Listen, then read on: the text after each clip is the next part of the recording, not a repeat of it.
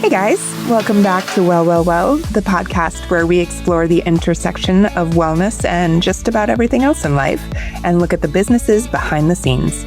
Today I've got Zach Shares on the pod. He is a global consultant and industry voice who's really known for cutting through the noise and building what actually works for thriving studio brands. He really has built his career on in-person impact, and part of how he does that is by going on tour.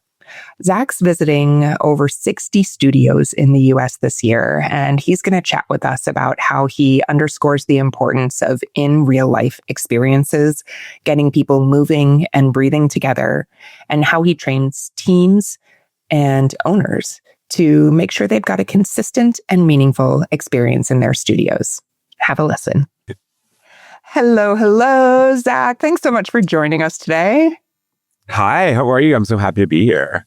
I am great, and I'm happy to have you too. And it's always such a pleasure to see you. I love getting to connect and talk, about this industry, about our pet peeves, about the things we love. We just, when you find someone who's equally as passionate about something as you, it's like, oh, I just want time with you.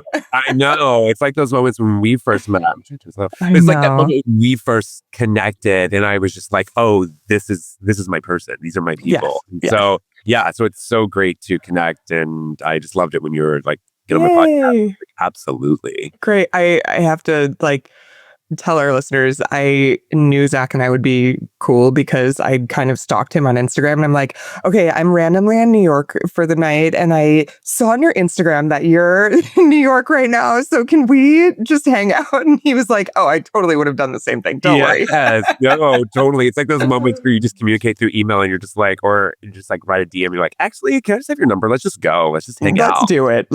Oh, I love it. Okay. Well, today we're going to be talking about the importance of in real life experiences and bringing humans together to move, to breathe, to be under the same roof and really have a shared experience of improving their life, their bodies, their mental state. And I can't think of anybody better than you to talk about this because you've been such a shining light to so many studios, improving their client experiences and really ensuring that people feel empowered to step back through their doors. So, I'd love to hear, just for our listeners, a little bit of context and about your background, just so we understand why you're sitting in this seat right now. Yeah. Tell us about you. Yes, a little bit about me. I'm originally from Dallas, Texas, and I moved to New York City 15 years ago. And so that's kind of a far back side of me. Mm-hmm. But I've always been this person of loving an experience the moment that you walk in and creating that experience and being a part of that experience. And that's what gets people coming back, and so that's where when I started doing the work that I do now, I just wanted to make sure that everybody creates those experiences for others because it's so important what we do, and how we get people to come back into our spaces. And I have a lot of people that always speak about, before COVID, it was this, but I was like, we were creating huge experiences for people.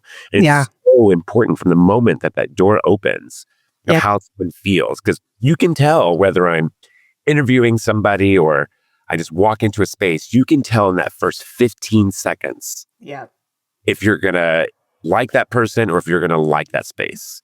Yep. So my gut is usually right. Yeah. Well, so did you start out teaching? How did you end up spending so much time with studios like you do today?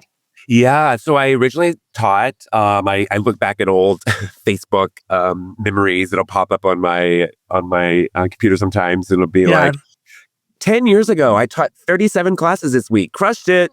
And my God, 37. That's insane. And it's kind of like those moments. But to go back into that, I always think, God, I was hustling. There's moments in those early New York City days where I was teaching at like 7 different places. I was racing in triathlons. I was a triathlon coach and a swim coach. And I was also working with kids. And earlier in my days as well, I was working and creating fitness programs for people with Parkinson's disease. So that was an earlier part of my day that I was working with. and then creating fitness programs for kids with autism and Down syndrome. Oh my And I've gosh. told this story a lot of that was really my passion when I first moved to New York. My mom Mm-hmm. needs teacher for 25 years, and she Wow. retired a couple of years ago. And when I moved to New York, I knew I wanted to do something different. I wasn't always that leader and coach being like, come to me to get those 6-pack abs. I was never really that person. I was more of like, this is a lifestyle. And how do I maintain people in their lifestyle with where they're at? So it's always been my approach to fitness and adapting to people in that kind of way. So it was people, for instance, that wanted to race in a triathlon. I had this entire Parkinson's group that I trained for them to come and do a triathlon with. Wow. And then I'm also training triathletes that are, racing Elite. Ironmans and doing everything else. So my approach to fitness has always been very well-rounded. And that's how I've always approached things of where are you at? Let's meet you where you're at. And you can really do anything if you put your mind to it. So, but yeah, those are the times of that, when I was jumping into those moments. But just like everybody else, I also wanted to be a part of the trends and be a part of the things and be a part of like, this is what the cool kids are doing. Yeah. And so that's where I was jumping in and, going to the quote unquote best of the best and being a part of the trends. And so I jumped aboard of that, worked with top companies for a long time. And then cycling primarily? Cycling, but I also did boot camps as well. And people have to realize, people knew me for so long for cycling. People have to realize like strength training was actually my thing before I really jumped into cycling. Again, people that know me with cycling for a long time, racing in triathlons and being in that world, when people think about cycling, I was never really a part of this whole choreography thing on the bike because I was that person being like, that's unsafe. We don't do that. I was that person. So I always understand today when people say that, I'm just kind of like, wait a second, I feel you, I understand you. And I meet these people where they're at, because I understand when people go to a class and they take a cycling class and they're just like, what the hell are these people doing on these bikes? Yeah. Yeah. Or now too, and if it's a strength training, like what the hell are they doing? And so, but I put myself in these people's shoes when that happens because I was that person. Yeah. And I think about how that really ties into how I work today is taking myself back to that moment. Right. And what did I need to hear? And what did I need to do to be led to get into that space and to be who that person was? So, and my big thing was, this drives me so crazy, which is like, just keep showing up. You'll get it one day. It's like, guide me through it. Help me. Right.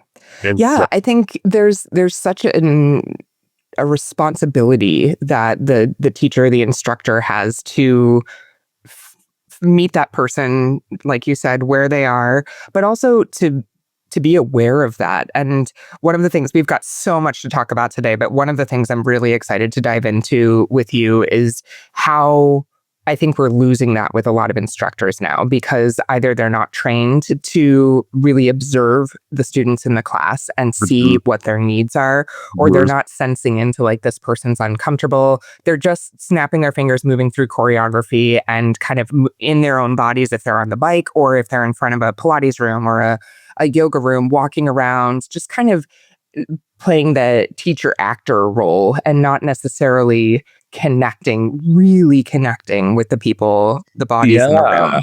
No, for sure. And that is one of the biggest things that I've noticed. And, when I started doing my own thing back in 2016 and really starting traveling and working with brands and working with teams, I was really wanting to create this experience for people. And back then it was a little different because, we were still, everybody was really doing social media, but not in a way that they're doing it today. Right. It's like back then it was more of like, come to this amazing class, or not, you weren't even really saying your class is amazing. You're like, come to my class at this time. Hope to see you there. Like, it was just very nonchalant and casual. Where now everything today, I feel like people are in survival mode because they're trying to keep up with everything else that they're seeing online. And so that experience side has gotten lost. Because what's happening so much, and this drives me crazy, of like when people have cameras set up in their rooms, like their phones, like I'm actually kind of talking about both parties, about Teachers and students. teachers and students. No, I'm Mm-hmm. here for it. Get your content, get what you want to get. I think it's fun to get, but so many times, and I can guarantee you this, of the amount of times that you see something on Instagram and then you go in real life, it's night and day Yeah. in terms of what you're getting. Yep. And this happens a lot. I mean, it happens all the time. I mean, I go around and take classes all the time. I'm like, God, this was like popping off on social media. And then I show up and I'm like, why is there no one in class? And why did I want to walk out and ask for a refund? Yeah. Yeah. You know? Well, it's like the teacher's performing to the camera, not connecting to the students. Well, Exactly. okay. So let's shift a little bit to talk about how you've decided to attack this kind of challenge that the industry is seeing, and you decided to go on tour. So Zach actually goes on tour all over the US. How many studios did you go to last year? Last year I went to 42, and last year was my second year. Okay. And what are you trying to accomplish this year? And this year, my goal was 65, and I'm currently at 62. Oh my God. So, and so since 2015, I have been traveling around the world consulting for brands. So that's something I've always done. And I was a huge part of Mexico and what happened there in the fitness industry, traveling around Europe, doing all these things. And then about 3.5 years ago is when I was like, I want to get in a car and I want to drive and connect with studios and connect with people and really help them reconnect with their why and see what's happening within these spaces. So each year has been so different and so incredible. And, the first year was more just tapping into what is actually going on within these spaces. And I was noticing this huge disconnect. There's business owners and there's the teams, but they don't know really how to communicate with each other. So there's this huge disconnect. And I always joke and laugh and say this is I've never had a business owner write me or have a business, do a business coach with a team member. Sorry. I've never had a business owner write me and be like, Zach, how do I make this the worst for my team? I just want to put them through hell. Yeah. No, but I've had team members reach out to me being like, how do I just utterly destroy the owner? I hate them. I don't like them. I want to go build my own space down the street. Oh my gosh. I've had that so many times. Wow. And so, but I was hearing that before I went on my year one of tour over and over again. And I was like, let me put myself out here and actually see what's going on, see what's happening. And as I've traveled around the world and have all this experience from what I've done, I was like, let me just put myself out here in person and see what's going on.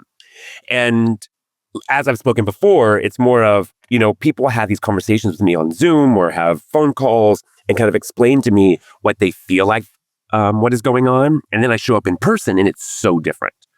So that's why with this tour, I was like, I really need to put myself out here to actually see what's happening and help them elevate and grow in that way. So question for you, are you able to like secret shop the brands at all? Or do they all know you so well? Like the staff knows you so well, you can't really be hidden? It's always hard. Like no, I can't really. Like sometimes I will go to a studio and they'll be like, you're not from here. Where are you from? Yeah. What are you doing? And I was just like, oh, I'm visiting from New York City. And then they're like, oh, New York. Like, what do you doing? And so, no, I can't really secret shop. I mean, I don't want to secret shop, but yeah, no, most of the time, and even if it's a modality that I don't even teach at times, they're just, give me feedback. And so it's hard for me to be a student at times because people are often asking, like, can you give me feedback on this? Like, how was your check-in experience? Because people know, like, I'm a very vocal, direct person. Like I just give you that tough love about experience. So when I walk into people's spaces, they're just kind of like, how was it? How are you? Is it okay? It's more of like, I'm that, remember Tabitha Takes Over, that hair salon show? Yes. Oh my gosh. I like her sometimes. Oh, that's perfect. Well, I think it is so important for somebody with an outside perspective to walk in because they're just doing what they know and what they've always done. And it's true. I think there are so many studio owners that don't really understand how to communicate effectively, teach or train their staff effectively, partly because it's a whole bunch of part-time employees, right? Who maybe have other jobs. This is not their top priority in life. This is their thing they do for fun on the side. Or it's something where they're teaching at 5 other studios and they're, trying to make a living and hustling through each one. So there is a really big challenge for streamlined communication that they can say, yes, okay, I know every employee digested this and understands what to do next. How do you bring to just kind of hearing that and understanding that what you saw was this tremendous disconnect? What do you do? Like, what are some of the tools that you give studio owners to help them communicate? Yeah, a lot of this comes from a lot of times when a team member will tell me this about how they feel about an owner, it's like, well, I've tried, but they just won't listen. Got it. And so then I'll be like, well, did you beat around the bush or did you directly say, like, this is the way that I feel. This is XYZ. Like, did you actually have a conversation where you were both listening to each other? Great point. And usually it's like, well, I was in a bad mood and I kind of just like blurted out and it was done. And so that's one part of that. And then same thing as owners as well. Like, owners are trying to pay the rent. They're trying to make numbers meet. They're trying to make sure that the team is happy. And there's many times that owners aren't in a place to listen and to hear what the team actually needs. Right. And by the way, it could be, you really just have to, what I always say is, how do you put yourself in these people's shoes? And from a team member, I want them to think. It's like, if you've not owned a business, I feel like everybody's maybe at some point struggled to pay the rent or figured out what they're going to eat or, what they can buy and what they can't buy. Like, take yourself away from that moment if you're an instructor and think about those moments where you were just like, shit, I have to pay my rent next week. Like, what do I need to do? What do I got to do to make that happen? And so I do these like analogies with people in that way, and it really helps people because a lot of team members are just like, oh, they're rich or they got it. They can figure it out. Interesting. And so you just have to really put things in people's minds, and then vice versa with the owners. It's like putting yourself in these other people's shoes. How are they? What is going on? And I can tell you right now, 9 times out of 10, Laura, it's literally just personal shit going on in people's lives. Yeah. And that's one of the biggest things that happens so much. It's like when I see teams disconnected, it's like I'll have these breakdown sessions and it's like, well, 3 years ago when I was going through this, oh no, she said one thing, and I was like, so you're still sticking on to 3 years ago? Wow, chill and cool, but how do we move forward? Yeah. Like, if you want to be here, we have to move forward, right? Yeah. Like, otherwise, this is miserable for everybody. Yeah. Do you help studios just when you see this and you say, okay, here are all these mismatched expectations or frustrations or whatever it may be, do you have, this system for when you hire people to say, here's how you avoid this down the road? You set expectations from day one, or how do you coach them in the early days? It is really, so what happens with a lot of these boutique brands is people are hiring their friends. Yeah. And you think about it this way, I feel like one time in all of our lives, we became roommates with our best friends. And how did that turn out? Sarah, if you're listening to this right now, I love you to death. We were the worst roommates ever. Yes, that is so spot on. And one of my best friends moved from Texas and moved to New York City with me in my earlier days in New York. And let me tell you, we were the best of friends. Like, every day we were together. The moments we were roommates, it was the worst thing in the world. Yeah. Literally the worst. So, but again, like going back into that moment of when we're talking about a lot of these team members have been friends already. And they're hiring their friends, which can be so chill and cool, which can be the best time. But how are you separating the friendship and then you being a business owner and you really having to take care of things? And you have to have those hard conversations with people. And the biggest thing, Laura, what's actually happening is the moment that you feel a situation, communicate it. Yeah. Because this doesn't just happen. Most of these conversations with these owners and the team members, like, it's just something that's built up over time. Right. It's not like, no one explodes over the first time, unless you're just batshit crazy and you do explode over the first time. But most of the time, it's things that are built up.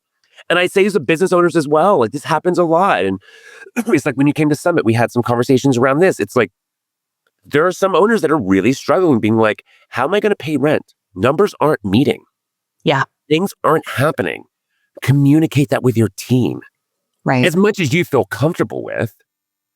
Because what you'll realize is your team will be there for you.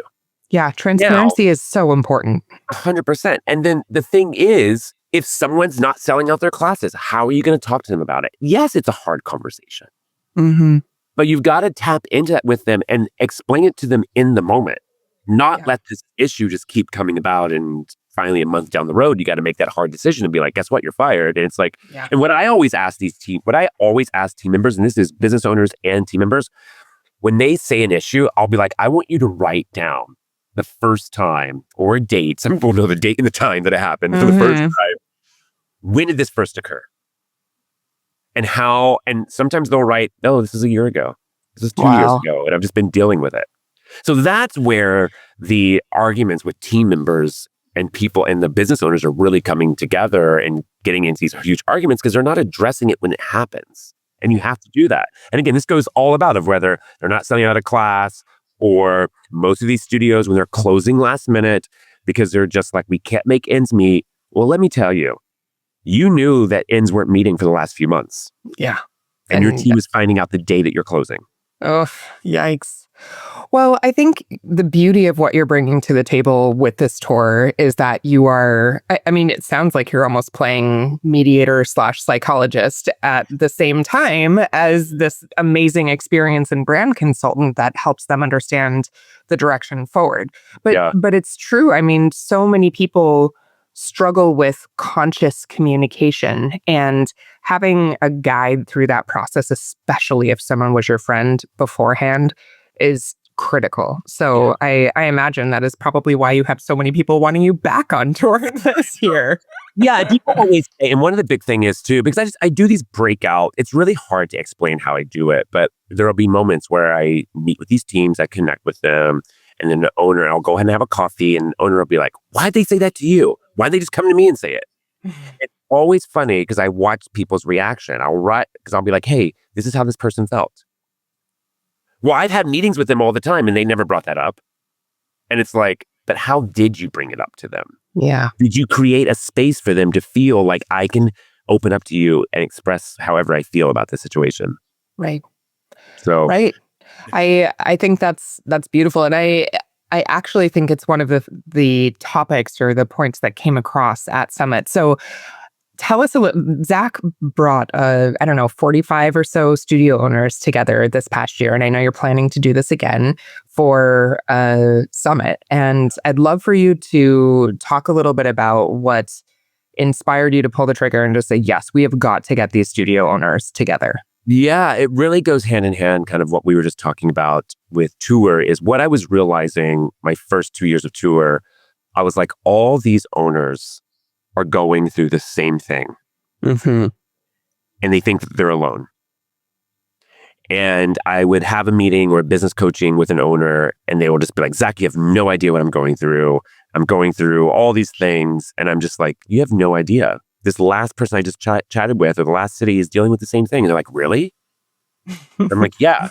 And they're like, can I write them or talk to them or just connect with somebody? And so this goes hand in hand of like, you look at social media and it looks like everything's perfect.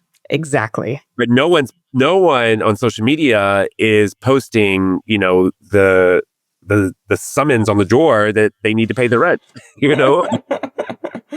Yeah, I mean, it's so true. We have to put on this polished look, and it really isolates the entrepreneur, the business owner, to feel like, well, and shit, I'm the only one getting it wrong. Yeah, and it's those moments where going to each city, I was like, gosh, I want to connect you with this person because this person's dealing with that same thing. I want to connect you with this person because they were just talking about this. And so I was like, I've got to bring these people together. Because as I was expressing earlier is we can have Zoom calls, we can have Google Meets, I can bring people together virtually. And there is something about coming together and connecting because once you feel like you're not alone, that's where the real success starts. Oh, it's And like, boy, it's so funny. It's like when we first had our call, you were like, I don't know if I can come in person. You were like, can we just do it? Is it possible I can do it virtual? And I was like, girl, I hear you, but this is a in-person thing. But I think you kind of understand what I mean now, because thank God I came. It would have been no. I'm so glad you put your foot down about that, or just for like, no, that's not going to work. That's just where I'm at of like what it really comes down to. And it's like when we first hugged in person, there was like that tight, like, yes, like, yes. That's what people need again. They just like, let's hug each other and be like, we got this. Yeah. And so that is really why I wanted to do that summit and keep it more small in a way where people can express themselves and hear other business owners and hear tools to work on things. And so that is that's how the summit really came together, because I was like, no, I want to bring these people together because they're all coming to me and they're telling me the same thing. And honestly, it makes my job easier, because the hardest part of my job is going from like studio to studio to studio and telling them things. They're just like, oh, we've tried that. Oh, we've tried that. Oh, I'm like, but have you tried it in a way that makes sense? Yeah. Like, and have you been committed? I find, when I go to a lot of these conferences and we hear people talk about the same ideas and people say, oh, we tried that last year, it just didn't work for us. I think hearing somebody else's success story with it and understanding that there's a level of commitment and consistency required in whatever you're trying. It's not a dip your toe in and this didn't work after a few weeks, pull out. It's definitely a consistency and discipline process. And when you acknowledge that somebody else has been successful with it, maybe it's whatever the tool is or the practice or the process isn't going to work for you, but seeing somebody else's success is so motivating. Yeah. And I think what was really special about Summit is the size. Like you said, you kept it relatively small, but you had very intentional moments of movement, like taking a class. Zach taught this incredible candlelight, almost the class style class where we were just like yelling and moving our bodies and running around and whatever. It was amazing.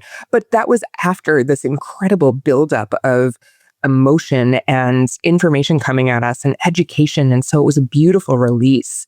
You taught more through the curation of the whole summit experience than probably the content you provided, because you actually curated a way for everybody to learn, to connect, to get emotional. People cried, people laughed. It was a lot, and then gave this beautiful release at the end so everybody could just move forward. It really was awesome. So yeah, I mean, I teach in a way, rather it be that class, rather it be on a bike or somewhere else. It's just like, take up space. Yes. And that's one of my favorite phrases to say, of like, get bigger and take up space. And I just think that we all need to do that. And, people have forgotten their why. Yep. They forgot why they build certain things, why they built a brand, why they've done things. And, I was on a call yesterday and this has been kind of as I'm gearing up for year 3 of tour and going to 62 studios, one of my questions for all these owners is, I'll tell them, I want you to write something down right now. And they'll be like, okay, hold on. I'm like, get your pen and paper. And I'm like, what can you tell me right now that you're really fucking good at in your business? Oh, I love it. Because they're coming to me with all the problems. And Laura, whoever's listening on this podcast, like, I would love for everybody to do that. I want you to write down, what could you say, Zach, I'm really fucking good at this. I've crushed this. Yeah. This is where I'm crushing. The amount of times people can't answer that immediately. They're like, Zach, let me get back to you on this. Oh. And that is the moment where I'm just kind of like, okay, get back to me. But you just gave me a whole freaking list of the things that you want me to come there and help you with and coach you through. But I also need to know what you've just completely say, we got this. Yeah. And they do. They've just forgotten, or they've been so overwhelmed by the challenges, the things they feel like they've failed at, and they need that invigoration of, here's where I kick ass in life and business. This is why people came to me. Very few business owners start a business because they're mediocre at like something they've done in the past. Yeah. And it goes back into like, people forgot their why and their passion. And one of the big things I do in my workshops and when I'm working with teams, and I would love for you and we're listening to do this. It's like, I would love, write your entire name out. So first, middle, and last. And then what are 3 to 4 words that describe you? Mm. And it's not, I'm a mom of 3 or I'm a mom of 2 or I'm a dad or I'm a dog lover. I want you to tap into that creative side.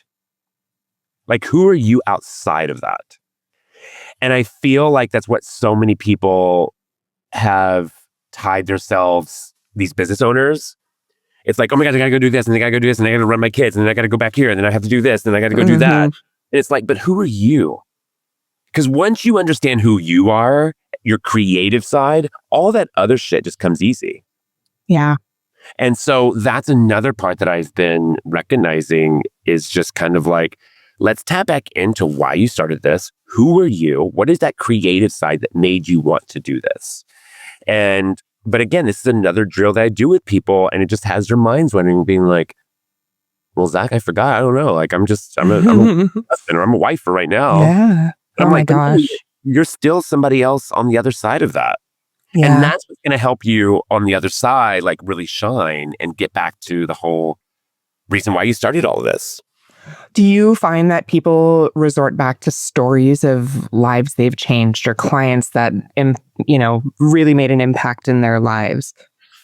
Yeah. People often be like, I do this for community and I do this for this and I do it for, the people that walk through the door. I love seeing their faces when they walk in. And it's like, those are all amazing things. It's amazing, these lives that you've changed. But why are you so exhausted, so tired, and not doing anything for yourself? Right. Interesting. And because the other part on that, it's like going into, it's like I guess it's a child. I mean, I don't have kids, but it's like those moments when you finally start letting your kid go for a sleepover. You do these things, you got to let go a little bit. And a lot of these owners, they don't realize they're micromanaging. Yep. Because they're scared to let go. They're helicoptering. What is that called? Helicopter parenting. Yeah. I'm the anti helicopter parent. So I'm definitely not good at that part of it. I love delegation. So yeah, people think about that. There's another side of that where it's like, I just want to go on a vacation and my team is just not ready for da da da da. And I'm like, well, why aren't they ready? Yeah. Well, so when we talk about really, so much of what you preach to the businesses is ensuring the clients have this incredible experience from the second they walk in, and really focusing on the feeling, the impact in the room, in the moment, the moving, the breathing, the energy. How do you encourage them to move past this overwhelmed state of just to do and get back to the part that really matters? Because that's that's the ripple effect. If they can hone that and make that just exactly what they want it to be, the money follows, the teachers follow, all of that. So where do you start? If you're somebody right now who's like, gosh, I have a bunch of friends teaching, I'm struggling, and here's what's going on. Maybe they don't even know how poor the experience has gotten in their studio. Where do they start? And that is a big part of, like, a lot of people don't recognize it until, like I was explaining before, and I'll have them sit down and just kind of express, like, what are they good at, and have them write these things down. It's more of, because you're in it day to day. Yeah. Like, you're in it day to day. I am, as an outsider, I'll walk through a space and I'm like, that light's out. Or, I know. Or there's a leak up there. Or, I recognize everything when I walk into a space. And so, it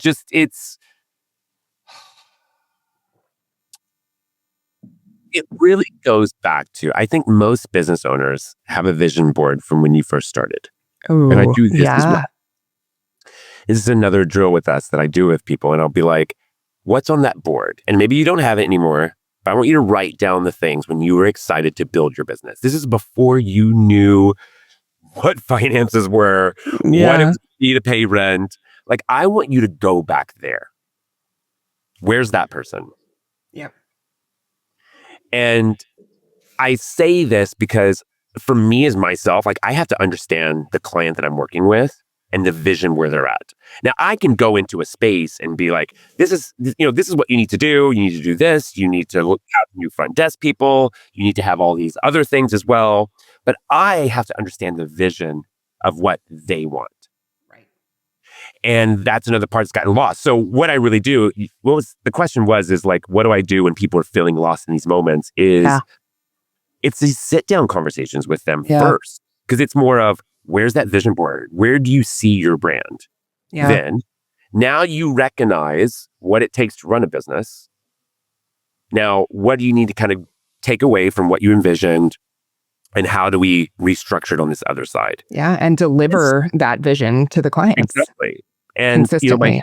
Exactly. And that has to happen. I think about this. It's like, if you have a partner, you go somewhere and you go on date night, or you want to go stay in a hotel. Like, why do you go to your favorite restaurants in town? Why is that your favorite night on date night? It's because you've experienced something that you want to keep going back to. And half the time, in a lot of these places, yes, people love food and everything, but sometimes people love to sit at the bar because you know the bartender and they know your name and they know what you're going to get to drink. Yep. And so, it's like, I don't go to clubs much anymore, but it's like going to the club. You became best friends with the bouncer to get in to the thing. Because if you weren't friends with the front or nice to the front, you weren't getting in. Yeah. Yeah. So, it's so true. We find places that there's some sort of personal connection with. And it can be so many subtle things that happen in our experience at a restaurant, at a hotel, at whatever it is. But we have a memory of it that is an emotional string. And that's something I bring up oftentimes with studio owners. Like, you want someone to leave with an emotional string attached to your studio, whether it was the way the teacher spoke to them, something about the music, whatever it is. Yeah. But unless you're intentional about that, you're just another workout.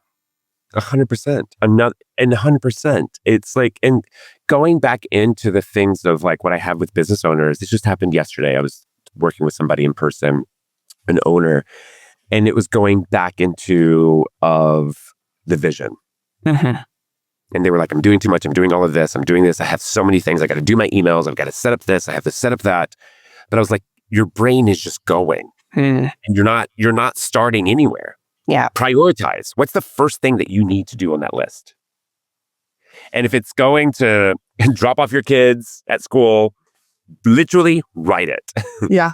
Yeah. But what are you going to do from this time to this time? What are you going to do from this time to that time? Yeah. And that's what a lot of the owners need to do right now, is just reprioritize what they need to do. Put them in order, put them in a list, because your brain is just going. You're not going to get anything done. Right. And so that's really the first kind of breakdown that I have to do with these owners, to kind of understand, where are you? And that's the other bigger part too, Laura, is I'm not a therapist. I feel like a therapist sometimes, but I also personally, I have to understand where these owners are at. Where's their headspace? Because let me tell you, if owners are in survival mode, it is hard for me to work with them. Yeah. Very difficult. Right. But I gotta also know of like, am I working with an owner that can't let go, that wants to micromanage everything? And so I also have to call those things out with owners and kind of break that down. Yeah. Yeah. I think, as we talked through, I always love for my guests on the pod to have a message. Like, what is a message that you want every listener to walk away as your battle cry? And I think what you just said is so spot on. You mentioned something about remembering you're the leader, and a leader, you have to recognize where you are as a leader, just like you mentioned. Are you in survival mode? Are you in, my headspace is clouded and I can't make a decision or prioritize? But self-awareness is such a critical aspect of being a good leader. And I would love to hear from you, who are some of the good studio leaders you've met, and how do you see them creating a successful environment for their clients and their team? Yeah. I mean, I think the biggest part is there's two layers I want to put onto this. Okay. It's, I think, a lot of owners feel like they've disconnect or they can't get their teams together because they might have somebody on their team that they feel like they can't live without. Mm. And they won't survive without that person. Right. And I can tell you 9 times out of 10, that's the cancer in your business. Right. It's the prima donna that everything revolves around. And let me tell you, you don't need that. As much as you think they bring in all the numbers, guess what? Like I always say, and I can say this because I'm everybody's sassy gay best friend. There's somebody else out there. You don't need them. You don't need them. One more time for the back. You don't need them. You don't need them. And so that's a lot that happens in this industry.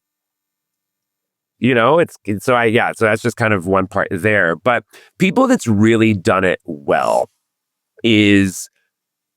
are the people that have done it well are ones, I'm just trying to think of like which ones are like popping into my head, is the people that are really connecting with community. Everybody says, oh, we're part of community. We do this. We do these things for community. But it's truly the people that are, this might sound crazy, but it's like you're having an early morning class and then after class, there's like donuts on the table. Yeah. I mean, they find ways, even silly ways, to keep people together, keep them talking. I think of the harness cycle folks. I mean, they are incredible at that. And not just with their own community members in the studio, but with the community around them, the businesses around their business. I was blown away by how involved they were in the local business community and what an impact that makes on their bottom line, but also on their client experience. For sure. I also learned something as well when I was on tour last year. There's another brand in Redding, California called True Ride. And the owner there, Laura, I never even thought about this. Like, how she gets her people in her space? She chats with the Chamber of Commerce. Oh my gosh. I love it. When's the last time you heard about the Chamber of Commerce? I mean, I don't even know where it is in my town. It's so sad.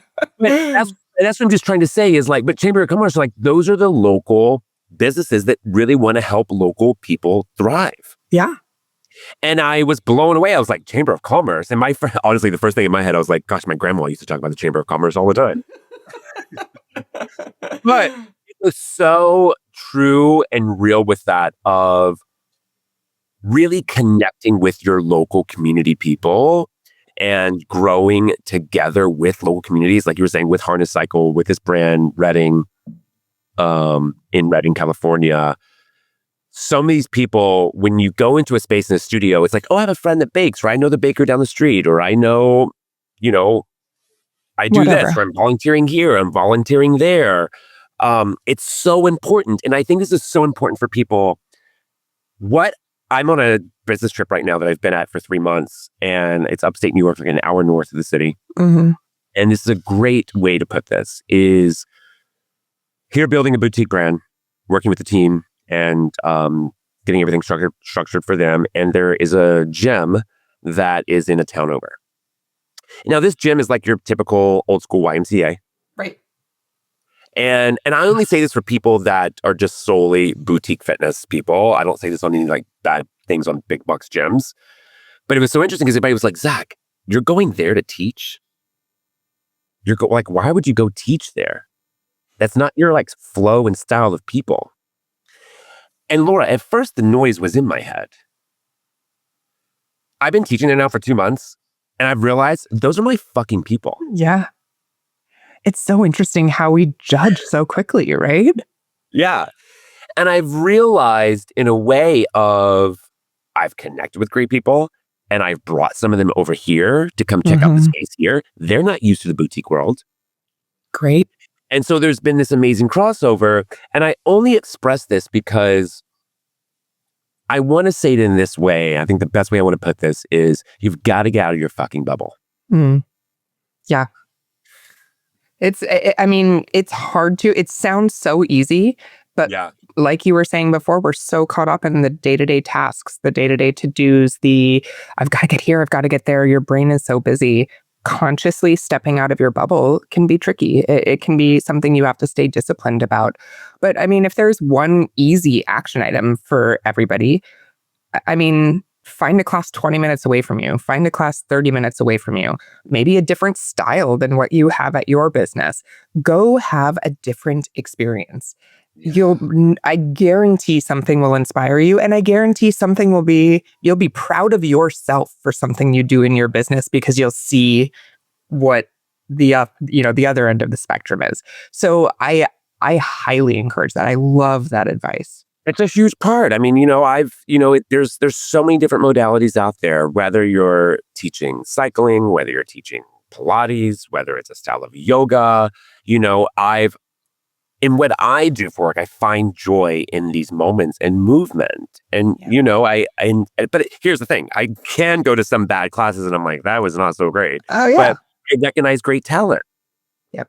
And so... Oh, yeah, it can be a great recruiting opportunity, too. If you find somebody that's like, 100%. Yeah. I mean, that's what I'm doing on this, this job now. I'm like finding new talent, hiring new people, looking for new people. And that's what I do. And I'm able to connect with people. But when I say, I want people to get out of their bubble, I mean, just get out of that bubble of like what you do day to day and where you're at. Because let me tell you, like, the people in your towns, you think they know you, they don't know you. Like, and I'm talking about the town as a whole.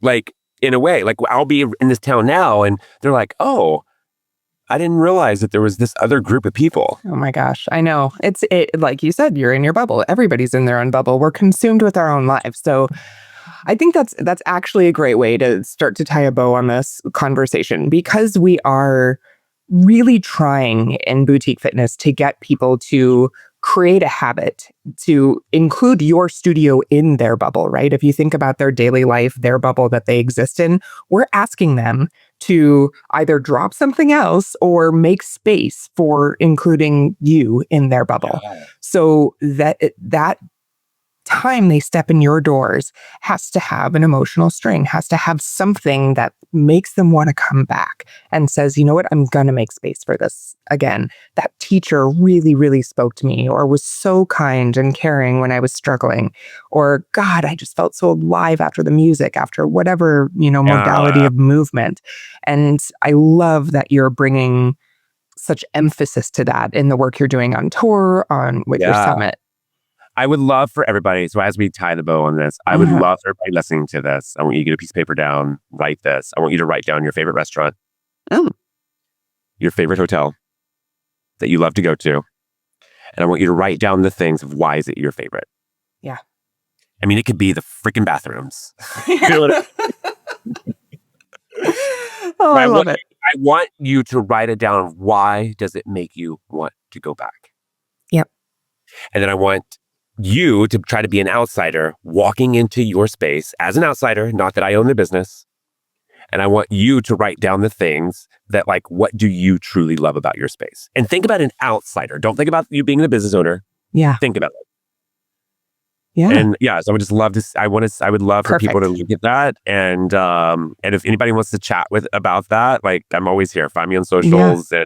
But like you were saying before, of like, this is what I'm really doing with owners again, to tap back into the experience. Because here's the thing with me, Laura, like, I lead trainings, I can train front desk teams, I can train teams, but I can't train you and your team if you don't know what the fuck is going on. Yeah.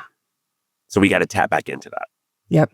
I love because the moment that vision point. Yeah, because the moment that I tap out and I'm leave, that maybe we finish our contract or something, you're going to go right back to your old ways. Yeah. Very true. All right. Well, how do they find you on the socials? The socials. My name is Zach. My last name is Shares. Take away the C. People are always wondering how to say it. You take away the she. You take away the C. Last name is Shares. But on socials, I'm Zach's Fit. ZAXFIT. That is me. But yeah, I've enjoyed so much chatting with you. And for the listeners, the spaces I'm going to on tour, I'm so excited to be with so many people again and meet so many new faces. And it's going to be, I'm here to just help people get their shit together. Yes, I love it. Our industry needs that. Yes. All right, friends. Well, please, please, please do all the little homework that Zach shared with us today. Get your pen and paper out, write those things down, and please connect with him on social. And we will see you next time on Well, Well, Well. Yes.